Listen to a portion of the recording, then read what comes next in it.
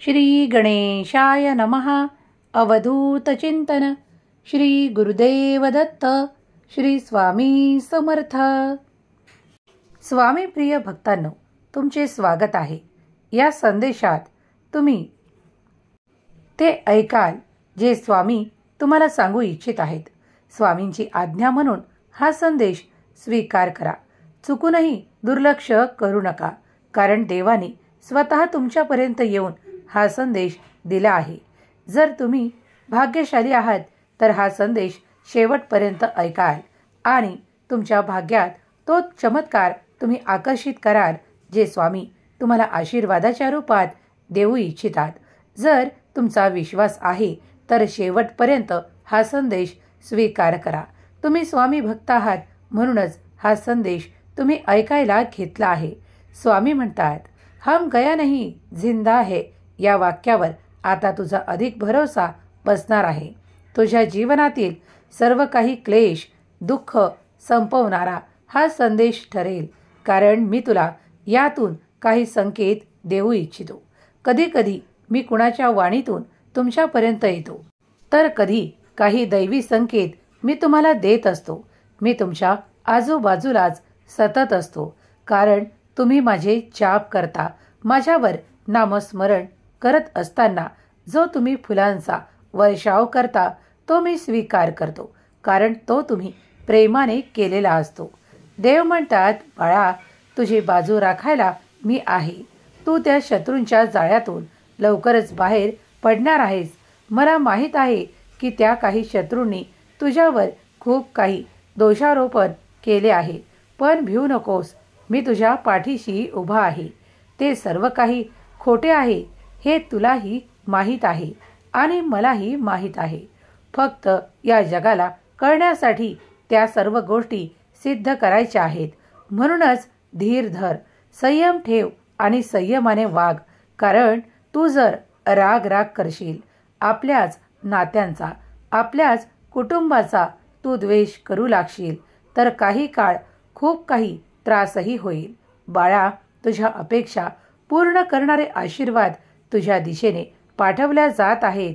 काही चमत्कार तुला तुझ्या मार्गात मिळणार आहे. त्यासाठी तुझी पावले पुढे टाकत राहा. तुम्हाला तो योग्य मार्ग दाखवून देव तुमच्यासाठी ते मार्ग मोकळे करत आहे. त्या मार्गावर चालण्यासाठी तू सज्ज आहेस. जर तुला न्याय हवा आहे तर कार्यही तुलाच करावे लागेल. निर्णयही तुलाच घ्यावा लागेल. कोणी तुझ्या बाजूने काय म्हणत आहे, कोण तुला चुकीचे ठरवत आहे, यावर जास्त लक्ष केंद्रित करू नकोस, कारण तुझा देव तुझा पाठीराखा तुझ्या पुढे येऊन तुला सर्व काही सांगत आहे. या संकेतांकडे दुर्लक्ष करू नकोस आणि हा संदेश पुढील काही मिनिटे संपूर्ण ऐकून घे, कारण तुझी ऊर्जा वाढवत आहे. देव तेव्हा तुमच्यापर्यंत येतात जेव्हा तुम्ही मनपूर्वक श्रद्धेने देवाला हाका मारता. जर तुम्ही मला हाक मारली आहे म्हणूनच मी या संदेशाच्या रूपात तुमच्यापर्यंत आलो आहे आणि तुम्हाला काही संकेत देत आहे. बाळा, विचार करणे थांबव आणि कृतीवर लक्ष केंद्रित कर. जेव्हा कोणी तुला काही आरोप करतात, काही चुकीचे ठरवतात, तेव्हा तुला माहीत आहे की ते चुकीचे आहे. मग विश्वास ठेव तुझ्या देवावर आणि तुझ्या कर्मावर की तुला हे माहीत आहे की तू चुकीचा नाहीस. मग समोरचे तुला किती चुकीचे मानत असले म्हणून काहीही वाईट घडणार नाही. बाळा, तू जेव्हा अपेक्षेरहित जीवन जगशील तेव्हा सर्व काही शांततेने पार होईल आणि जिथे तू अपेक्षा ठेवशील तिथे तिथे तुला त्रास होऊ लागेल. मला माहीत आहे, कधी कधी तुमचीच जवळची व्यक्ती तुमचा तिरस्कार करत असते, तुम्हाला दोषारोपण करत असते. खूप क्षुल्लक कारणे असतात, पण तुम्ही त्याचा त्रास करून घेत असता.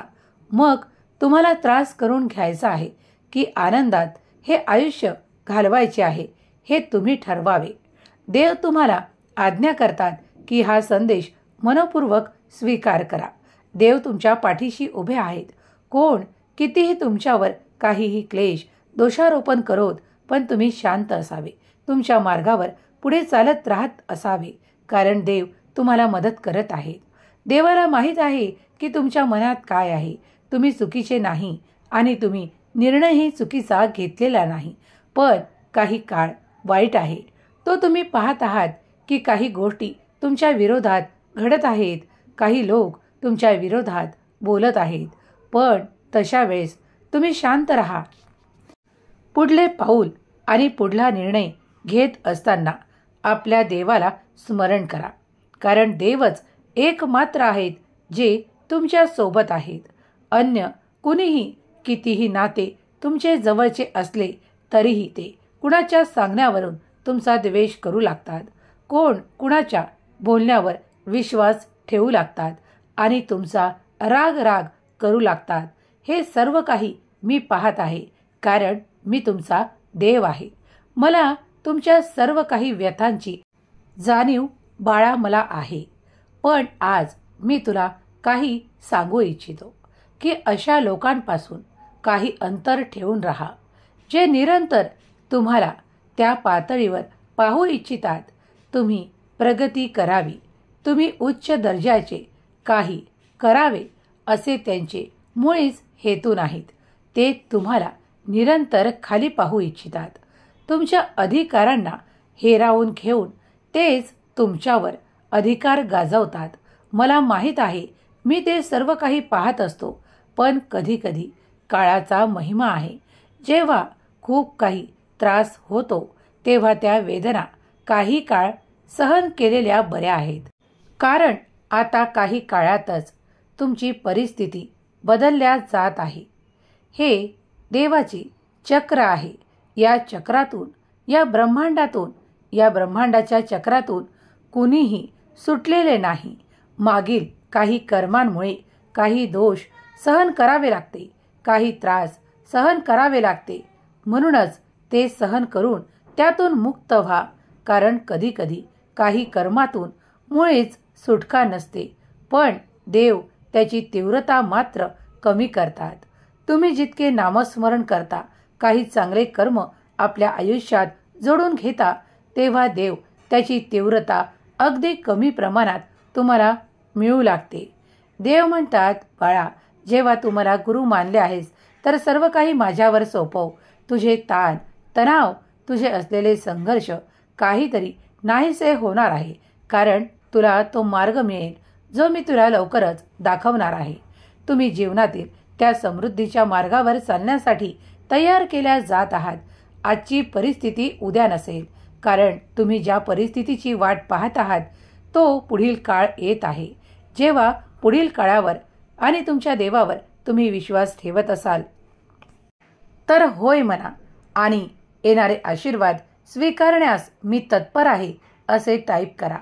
देव तुमची ऊर्जा वाढवून तुमच्या दिशेने कार्य करत आहे. कधी कधी तुम्हाला असे वाटेल की मी पूर्णपणे हारलो आहे, आता परिस्थिती माझ्या हाताच्या बाहेर गेली आहे, पण अगदी त्या क्षणालाही चमत्कार घडतील. तुम्ही विश्वास ठेवावा, कारण देवाचे कार्य अचूक आणि योग्य वेळेवर होत असते. जर तुमच्या वेदना आणि दुःख तुम्हीच सहन करत आहात तर देवालाही ते सर्व काही दिसत आहे. देव कधीही तुमच्या बाजूने आहे, कारण तुम्ही सत्याच्या मार्गावर चालत आहात. जे कोणी स्वामी प्रिय बाळ सत्याच्या मार्गावर चालतात त्यांना कधीही त्यांच्या जीवनात अंधकार दिसत नाही. खूप काही त्रास होऊनही त्यांना तो मार्ग सापडतो आणि त्यांचा विजय निश्चित केला जातो. तुम्ही स्वामी भक्त आहात, स्वामींवर विश्वास ठेवता. तुम्ही असे अनुभव केले असतील तर होय, मी स्वामी अनुभव केले आहेत असे टाईप करा. टाईप करण्यासाठी तुम्ही माझा देव महान असे लिहू शकता. देव तुमची ऊर्जा वाढवत आहेत. देव तुमची शक्ती वाढवत आहेत. तुमच्यात तुम्हाला ती ऊर्जा जाणवू लागेल. स्वामींची शक्ती अफाट आणि दिव्य स्वरूपात आहे. ती प्रत्येक ठिकाणी आहे. तुम्ही फक्त अनुभव करण्यासाठी स्वामींचे नाम जप श्री स्वामी समर्थ करा आणि अनुभव घ्या. जे कोणी स्वामी भक्त आहेत त्यांना त्याचे अनुभव नक्कीच आहेत. जे कोणी स्वामी शक्तीवर विश्वास ठेवतात त्यांना कधीही अंधारातून चालावे लागत नाही. देव त्यांचा पाठीराखा होऊन त्यांना निरंतर योग्य निर्णय देण्यास सामर्थ्यशाली आहे. तेव्हा तुमच्या सवतीही नक्कीच तो न्याय होईल. विश्वास ठेवा, देव तुमच्यासोबत कधीही अन्याय होऊ देणार नाहीत आणि जे कोणी अन्याय करतात त्यांच्यावर देव कधीही आपली कृपादृष्टी ठेवणार नाहीत. त्यांच्या कर्माचे त्यांना योग्य वेळेत स्वामी शासनही करतील. तुम्ही ते अनुभव कराल. कारण जो चुकीचा वागतो आणि चुकीचे कर्म करतो त्याला कधीही स्वामी पाठीशी धरत नाहीत आणि जो चांगले कर्म करतो आणि आपल्या कर्मात मन लावून योग्य मार्गावर पुढे चालतो त्याला कधीही